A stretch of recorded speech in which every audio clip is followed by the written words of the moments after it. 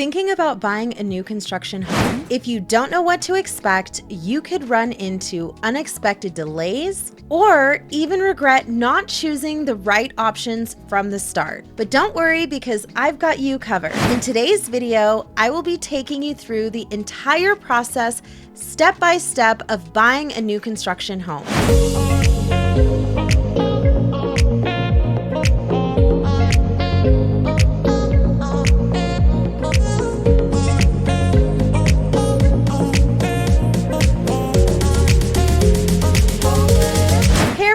And welcome back to my channel.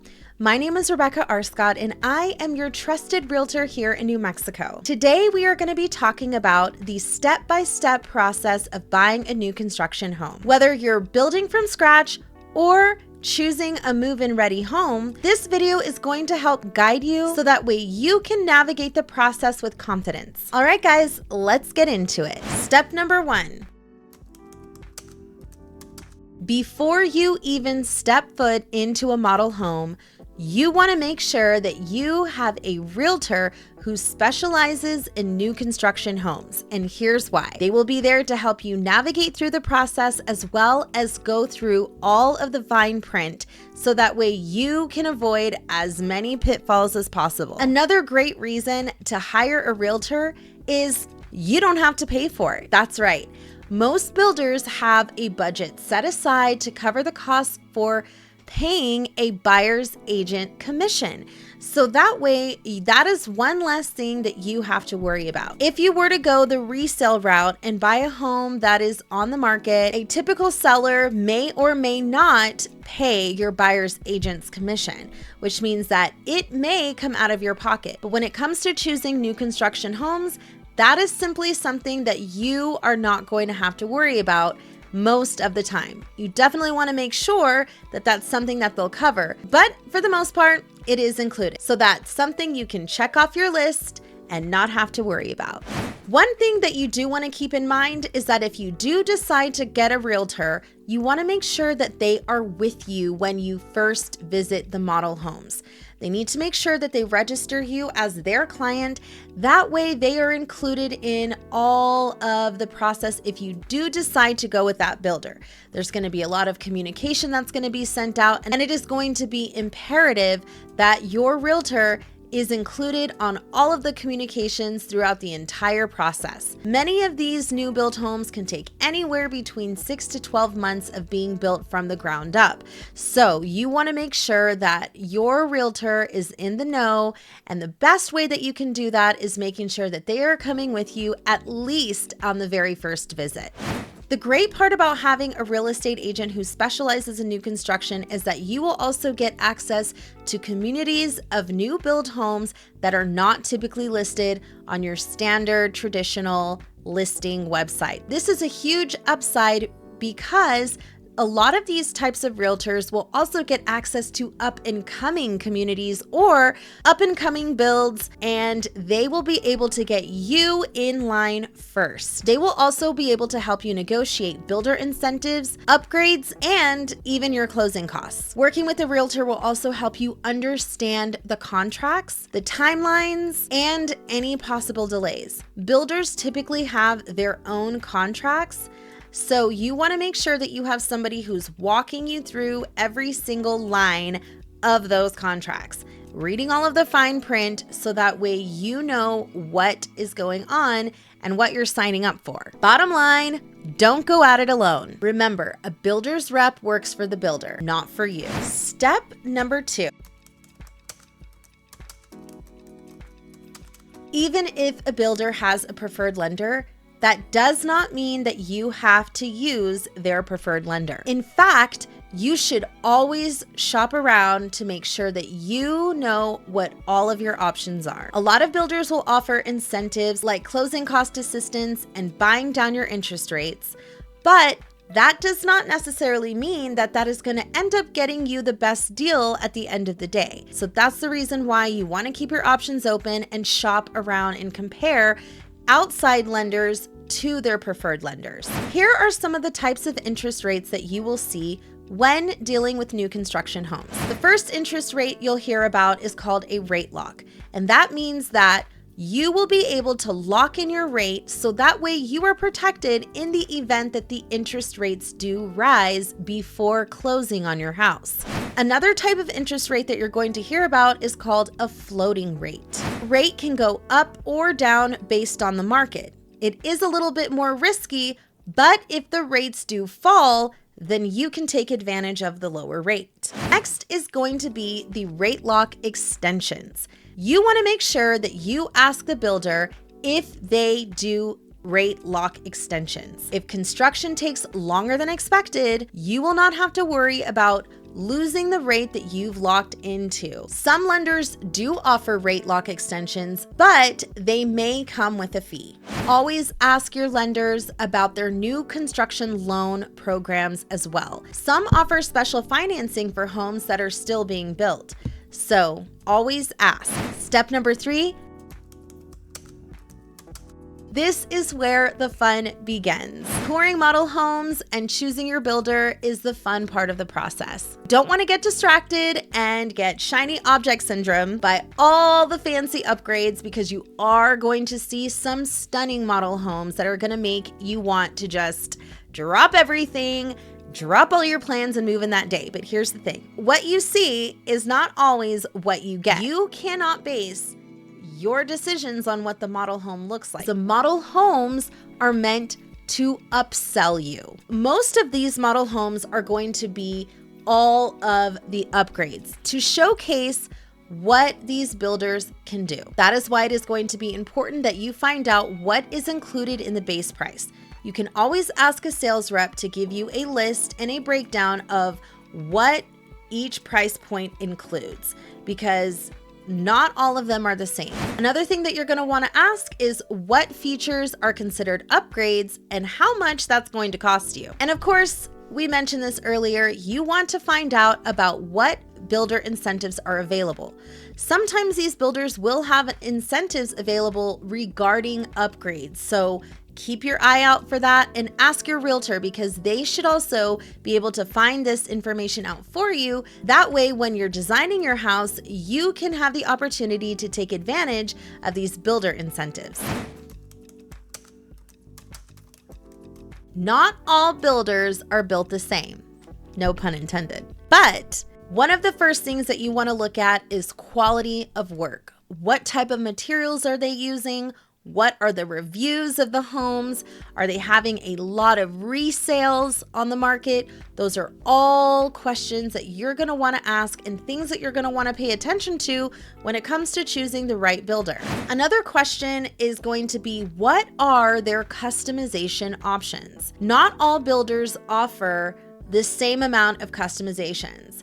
Some builders can offer pretty much everything that you can think of under the sun to customize your home, and others have a very small range of what you can customize. So that will play a huge role in which builder that you choose. So the last thing that you want to look at when it comes to choosing the right builder for you is their communication and their reputation. Read reviews. A good builder will always keep you updated and they will be transparent with you. They will also answer your questions in a timely manner. Step number 4. One thing that you want to keep in mind is that your lot choice will affect your resale value. Premium lots like cul-de-sacs, corner lots, lots with larger yards, or beautiful views may cost you more upfront, but they will retain better value. Here are some things that you're going to want to consider when choosing your lot. The first thing that you want to consider is sunlight and orientation. Will your house get good natural light? The next thing that you want to consider is privacy. How close are you going to be to your neighbors? If it doesn't bother you, then you don't have to worry about this part. But if you want a little bit more distance, this is definitely something that you're going to want to pay attention to, because the size of the lot is going to also impact the size of the house that you can build. Another thing that you want to consider are HOA restrictions. The infamous HOAs. Some of us love them, some of us hate them. All I'm going to say is that you want to find out about those HOAs before you even start making plans to put your roots down. So once you've decided on the right lot that fits what you are looking for, you are going to want to start looking into the design part of this process. We need to discuss upgrades. Like we mentioned earlier, when you walk into these beautiful model homes, they have all of the bells and whistles, okay? And it is very easy to let yourself go away thinking that that's what you're going to get. But reality is that those are just upgrades. Now, that doesn't mean that you can't have those same upgrades in your own home, but you definitely want to make sure that you are paying attention to what your budget is, meaning how much that you can afford and what you're pre-approved for. And then you can start factoring in the different upgrades, choosing the things that you know that you must have, and also looking at the things that you might want that will just make your house a home. There are different types of upgrades that you're going to want to look at, especially in the very beginning. One of them is going to be a structural upgrade. These can include things like higher ceilings, extended patios, extra rooms. For example, there is a wonderful builder that I love working with called Twilight Homes, and they actually are here in Albuquerque, New Mexico. They offer a floor plan with a 3-car garage. If you don't need the 3rd garage, you could turn that into a flex space. And there was actually a client of theirs that turned one of those garages into an office. Because of the location, it was very easy to just transition that space into an office. You can make it an office, a workout room, a playroom.